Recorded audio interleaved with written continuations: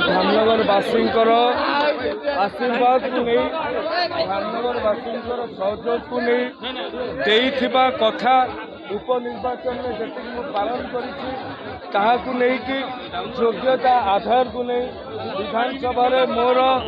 उपस्थापन को नहीं धामनगर लोकंर समस्या को समाधान करने प्रयास को लेकिन मु निर्वाचन को आज शेष साधारण सभा जो विशाल जनसमागम ये तृणमूल स्तर में लोक भारतीय जनता पार्टी को भल पाइले लोक भारतीय जनता पार्टी निश्चय भाव में परिवर्तन हवा सहित धामनगर में भारतीय जनता पार्टी पुनश्च बहु व्यवधान में विजय लाभ कर प्रश्न